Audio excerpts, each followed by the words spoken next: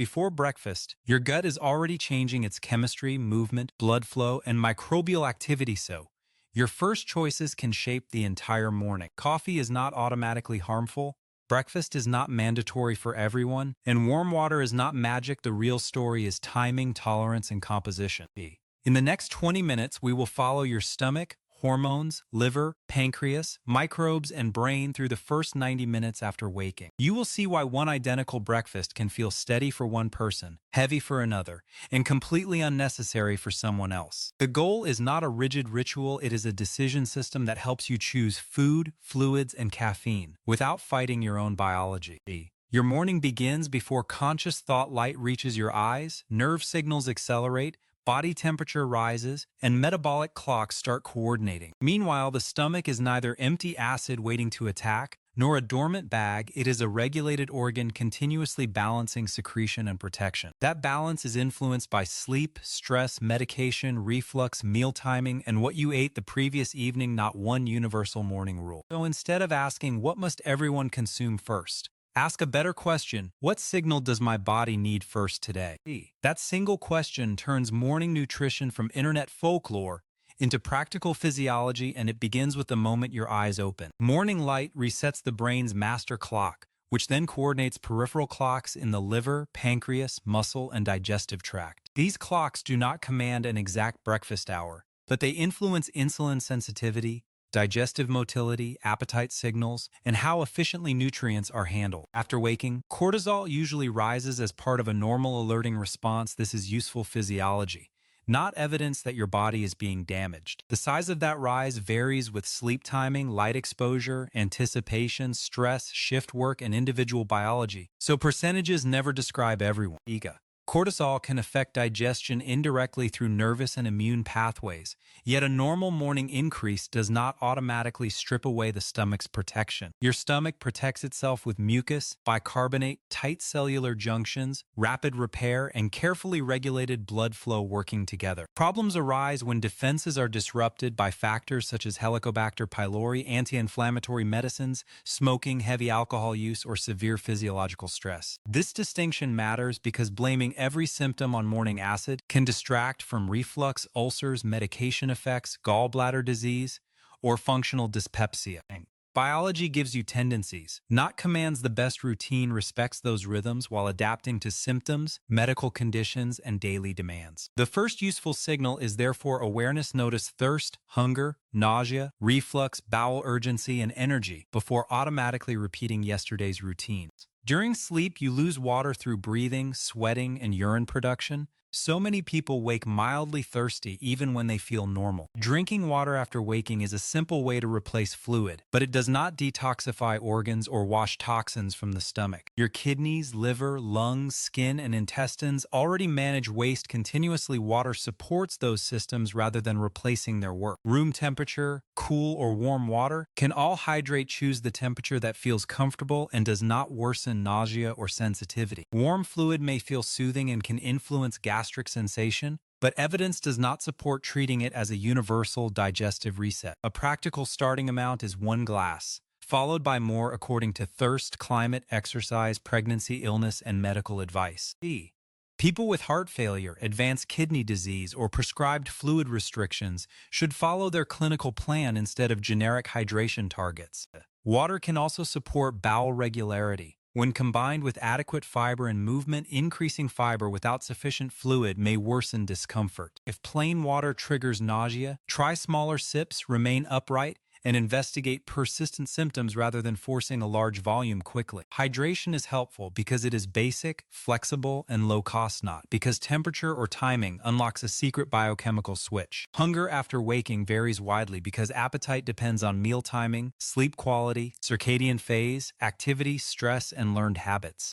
Ghrelin tends to rise around expected meal times, meaning your body can learn when to become hungry through repeated schedules. That learned signal is real. Yet it can shift when schedules change. Missing hunger at 7 does not mean your metabolism is broken. Some people perform well with an early meal, while others prefer eating later. Overall diet quality and consistency usually matter more than one clock time. However, repeatedly ignoring strong hunger can lead to rushed choices, oversized portions, and highly processed foods when willpower finally collapses. Conversely, eating automatically without appetite may create heaviness, reflux, or unnecessary calories, especially after a late and substantial dinner. A useful test is to imagine a balanced meal. If only a sweet pastry sounds appealing, craving may be louder than physical hunger. Physical hunger usually develops gradually and accepts several foods. Cravings often feel urgent, specific, and tied to emotion or environmental cues. Neither signal makes you weak. Recognizing the difference simply gives you more control over what happens next.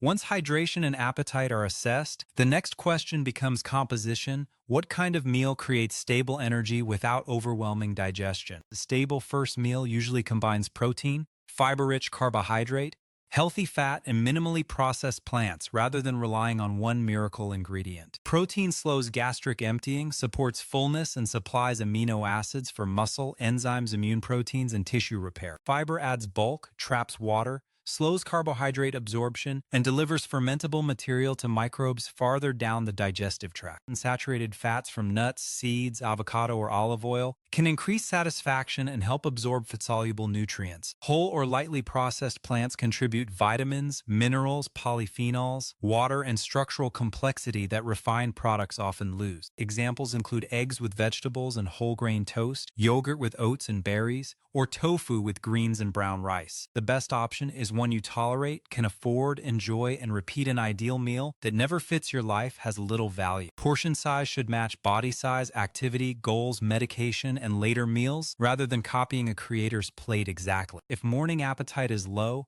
a smaller combination such as yogurt and fruit may be easier than forcing a heavy meal. The principle is balance. Not breakfast perfection, enough nourishment to support your morning without creating a rapid spike and crash cycle. Carbohydrates are not inherently bad, they are the body's accessible fuel, but their form and companions strongly influence the glucose response. Juice, sweetened cereal, pastries, and sugary coffee deliver rapidly available carbohydrate with limited fiber, protein, or chewing resistance. Whole fruit behaves differently because intact cell walls, water, and fiber slow eating and absorption while increasing fullness. Adding protein, nuts, seeds, or yogurt to oats changes the meal's physical structure and usually produces a more gradual energy curve. Insulin then moves glucose toward muscle, liver, and other tissues. This is normal physiology, not a toxin response. Symptoms blamed on a sugar crash may also reflect poor sleep, dehydration, anxiety, excessive caffeine, medication, or simply insufficient calories. True reactive hypoglycemia requires appropriate evaluation, especially when shakiness, sweating, confusion, or fainting repeatedly follows meals. For most people, steadier mornings come from reducing concentrated sugars and pairing carbohydrate with protein, fiber, and healthy fat. Movement after eating also helps muscles use circulating glucose,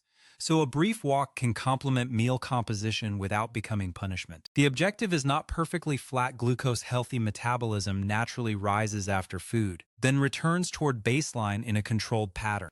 Your colon contains a dense microbial ecosystem that transforms otherwise indigestible compounds into metabolites, influencing the intestinal environment and immune signaling.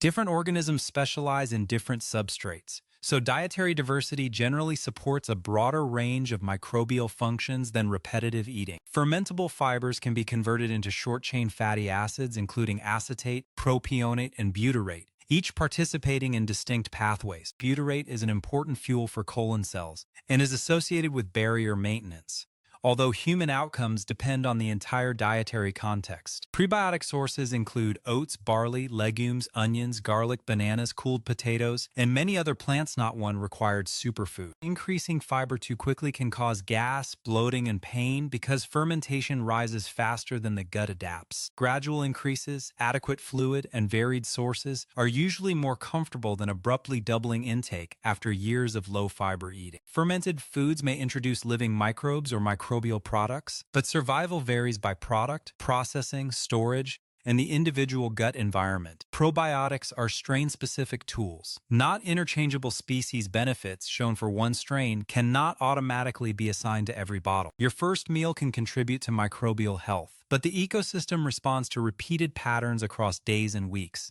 not one heroic breakfast. The digestive tract communicates with the brain through nerves, hormones, immune mediators, microbial metabolites, and changing nutrient levels. The vagus nerve carries information in both directions, helping coordinate fullness, motility, nausea, stress responses, and autonomic regulation. Most serotonin is produced in the gastrointestinal system, but peripheral serotonin does not simply travel into the brain to create happiness. Instead, gut-derived serotonin has major local roles in intestinal movement, secretion, blood vessels, platelets, and signaling within the body. Microbial metabolites may influence brain-related pathways, but human research remains complex, and no single food can reliably cure anxiety or depression. Still, regular meals, sufficient nutrients, sleep, movement, and fiber-rich diets can support overall health that includes both digestion and mental well-being. Stress can alter motility, sensitivity, and appetite, explaining why the same breakfast feels comfortable on one day and difficult on another. Slow breathing, an unhurried posture, and chewing thoroughly can reduce rushed eating and help you notice fullness before discomfort develops. This does not mean symptoms are imaginary. Nervous system regulation changes real muscle contractions, secretions, blood flow, and pain perception. A gut-friendly morning therefore includes not only nutrients, but also enough time to eat without turning breakfast into a daily emergency. Coffee contains caffeine and many other compounds, and its effects differ by dose, roast preparation, genetics, medications, and habitual use.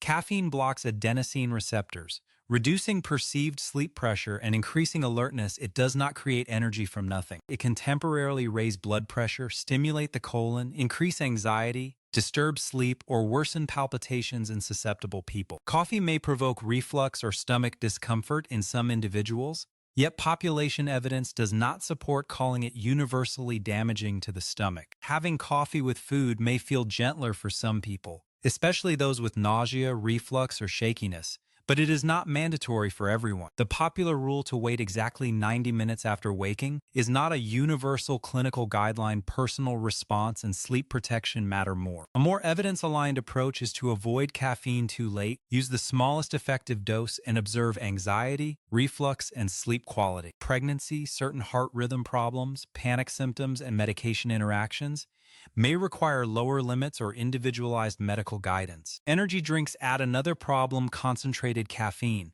may arrive with substantial sugar and rapid consumption, making dose awareness difficult. Coffee can remain part of a healthy routine when it supports your day, rather than compensating for chronic sleep loss every morning. Many breakfast products are designed around convenience and sweetness, then decorated with fitness imagery or health claims to appear balanced. A front label can emphasize whole grains while the ingredient list reveals refined flour, added sugars, syrups, and little meaningful fiber. Protein bars vary enormously. Some resemble compact meals, while others are candy bars with added protein isolate. Flavored yogurt can contain substantial added sugar, whereas plain yogurt with whole fruit lets you control sweetness and retain food structure. Smoothies can be nourishing, but large portions of juice, sweetened milk, syrups, and multiple fruits may concentrate energy without much chewing. Chewing influences eating speed and fullness signals, so liquid calories may be consumed faster than an equivalent solid meal. Breakfast sandwiches are not automatically unhealthy. Bread quality, protein source, vegetables, sauces, sodium, and portion determine the final profile. Skipping breakfast is also not automatically unhealthy, provided overall nutrition, energy, medication timing, and later food choices remain appropriate. The trap is certainty. Products and influencers often sell one rule to everyone because simple promises travel faster than nuanced science. Your defense is not fear, it is reading ingredients, comparing protein and fiber, noticing portions, and tracking how foods actually affect you. Morning recommendations should change for diabetes, pregnancy, kidney disease, gastrointestinal disorders, eating disorders, athletic training, and medication requirements. People using insulin or glucose-lowering medicines should not change meal timing without understanding hypoglycemia risk and their prescribed plan. Pregnancy can bring nausea, reflux, changing appetite, and different caffeine limits, making small frequent meals more practical for some individuals. Irritable bowel syndrome may respond differently to specific fibers, fermentable carbohydrates, meal size, stress, and caffeine. Reflux symptoms may improve with smaller smaller portions, upright posture, trigger awareness, and avoiding late meals rather than following a single breakfast cure. Celiac disease requires strict gluten avoidance, while non-celiac symptoms need proper assessment before eliminating major food groups. Kidney disease can alter potassium, phosphorus, sodium, protein, and fluid needs, so popular smoothies or seed-heavy bowls may not be appropriate. Athletes training early may need carbohydrate and fluid before exercise, while others tolerate fasted activity intensity and duration change the answer. People recovering from eating disorders should prioritize their treatment plan and regular nourishment, not internet fasting challenges or restrictive rules. Personalization is not an excuse for misinformation. It means applying evidence to your medical context with qualified professional support when needed. Here is a practical system check hydration, appetite, symptoms, upcoming activity, and medication before deciding what enters your stomach first. Signal 1 is thirst, dry mouth. Concentrated urine, heat, or recent exercise may make fluid the obvious first step. Signal 2 is hunger. If a balanced meal sounds appealing and your stomach feels ready, nourishment may be more useful than delaying. Signal 3 is symptoms: nausea, burning, pain, bloating, diarrhea, or constipation should influence size, texture, caffeine, and medical follow-up. Signal 4 is demand: a long commute, examination, workout, or physical job may require more reliable fuel than a quiet morning. Signal 5 is treatment: thyroid medicine, antibiotics, diabetes drugs, and supplements may have specific timing or food instructions. After checking those signals, choose among 3 pathways: hydrate first, eat a balanced meal, or pause briefly while monitoring how you feel. If you choose food, start with a realistic plate rather than assembling every fashionable ingredient into an oversized bowl. If you choose coffee, decide the dose and context deliberately instead of drinking automatically while still half asleep. This system remains flexible because your body, schedule, climate, sleep, and health can change from one morning to the next. Consider an office worker who wakes thirsty but not hungry water first, morning light, then yogurt, oats, berries, and coffee later. This routine works because it respects appetite, restores fluid, includes protein and fiber, and avoids turning caffeine into breakfast. Now consider an early runner preparing for a demanding session: water, an easily digested banana or toast, then a larger recovery meal afterward. The small per run meal supplies accessible carbohydrate without excessive volume, while the later meal replaces energy and provides protein. A third person has reflux after late dinners, smaller morning portions, upright eating, trigger tracking, and earlier evening meals may help more than warm water. Notice that the 3 routines differ, yet each follows the same logic: assess signals, match demand, build balance, and observe response. None requires expensive powders, detox drops, continuous glucose gadgets, or a refrigerator filled with influencer products. Convenience can still be healthy: boiled eggs, plain yogurt, fruit, overnight oats, nuts, or leftovers can create fast, balanced options. Traditional breakfast also work when balanced: rice with eggs and vegetables, beans with tortillas, savory porridge, or soup with protein. Health does not require eating like another culture. It requires applying nutritional principles to foods that belong in your real life. Instead of adopting another permanent rule, run a 7-day experiment using one consistent, balanced routine and simple observations: record wake time, sleep quality, first fluid, first food, caffeine dose, hunger, digestive comfort, energy, and concentration. Keep the meal structure similar enough to detect patterns, but do not chase perfect measurement or turn breakfast into a laboratory. On days with symptoms, note context: late dinner, alcohol, poor sleep, stress, intense exercise, travel, medication, or illness. By day 7, look for repeated associations rather than one dramatic event. Physiology is noisy, and patterns require several observations. If energy improves but bloating rises, adjust fiber gradually. If hunger returns quickly, increase protein or meal size. If coffee repeatedly worsens reflux or anxiety, reduce the dose, change timing, try decaffeinated coffee, or stop temporarily. If symptoms remain severe, progressive, or unexplained, self-experimentation should end and appropriate medical evaluation should begin. Seek prompt care for vomiting blood, black stools, persistent vomiting, unexplained weight loss, severe pain, fainting, or difficulty swallowing. The experiment is valuable because it replaces borrowed certainty with evidence from both science and your own repeatable experience. The most accurate morning rule is not water before everything or never drink coffee early. It is respond intelligently to your signals. Hydrate when thirsty, eat when nourishment is useful, build balance, protect sleep, and adjust for symptoms, treatment, and activity. Your stomach is not fragile.